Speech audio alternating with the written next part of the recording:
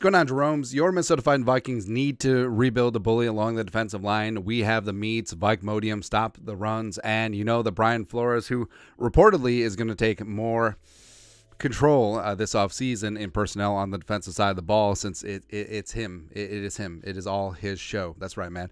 And the Vikings will be players in free agency, but those value free agents are just as important as some of the big-time names, and one name is entering the fray. Foley Fatukasi. That's right. The pride of UConn recently has just been cut, well, today, by the Jaguars, and in a cap-saving move. Now, the Jaguars' defense the last couple of years has been poopy, and they fired their entire defensive staff this offseason. It sort of is what it is. And like we said, this channel has been around for so long that we're starting to come back to guys that we wanted in the draft or guys that we wanted to trade for. Because Fatukasi, originally on the Jets, I mean, he had some really damn good seasons. Ironically, a couple of the good seasons were Greg Williams, eye twitch. Not that we'll hold that against him, but I think that he could and should be a very decent piece for the Vikings in free agency, and they got to go get him. Let's talk about Foley Fatukasi today. Background, 29 years young. Now, it's his birthday today, and of course, he got the social media kiss of death. I mean, how many dudes have been cut on their birthday? It's funny, man. But he's 6'4", 318, played his college ball at UConn, football powerhouse. Shamar Stephen. So UConn's in Storrs, Connecticut, and like all those years growing up when they had, you know, the great women's basketball teams with Gino and with the, you know, Khalid Al-Amin, the pride of Minneapolis North, go Polars. He decided to go out there and win a natty with Rip Hamilton, Jim Calhoun, and whatnot. So Storrs, Connecticut, I always thought, all right, so UConn basketball in Storrs, Connecticut. Why do they play in a Shopko? That's how I think as a kid.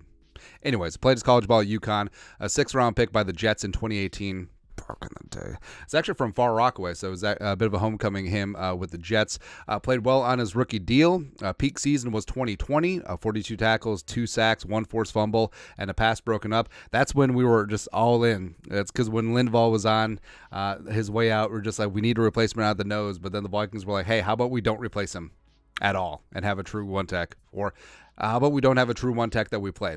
I mean, Kairos Tonga one time.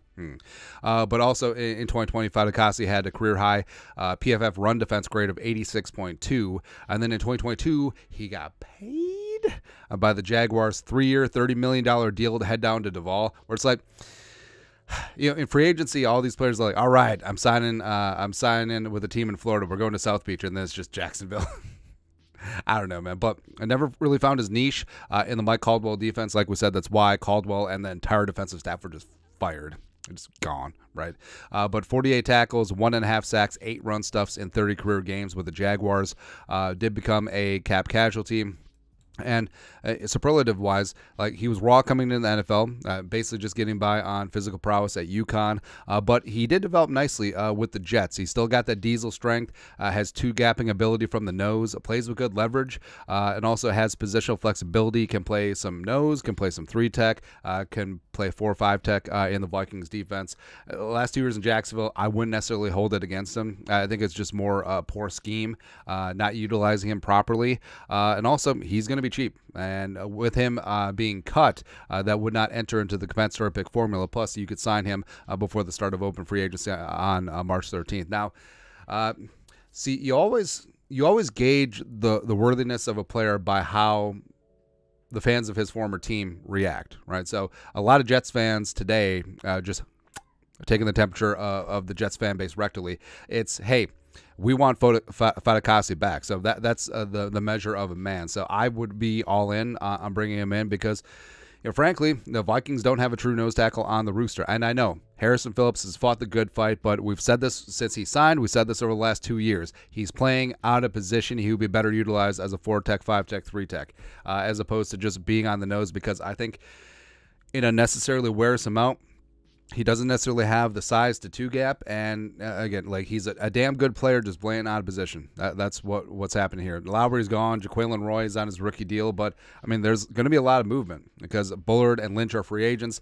Tonga, who they refuse to play, which kind of pisses me off, is an exclusive rights free agent, and they could obviously bring him back. But, you know, draft-wise, you know, Tavondre Sweat, and company. There's lots of ways that the Vikings can add size at the nose, but in terms of just an absolute value free agent, a 1 year prove it deal, maybe some incentives in there. Fatukasi, I think absolutely would be that dude, and I'd be really excited if the Vikings picked him up, because I think that at 29 he still has, well, happy birthday, by the way. I think that he still has some good ball ahead of him, and being used in the proper scheme, I think would be a big part of him reclaiming some of the past high-level play that he had with the Jets. But your thoughts are thoughts. Vikings need to sign a new free agent nose tackle, Foley Fatukasi, formerly of the Jaguars. Let us know your thoughts and our thoughts in the comment section below. Subscribe for daily Vikings takes. We'll support the work. Put a little something in the Venmo. But till next time, Skol, production value.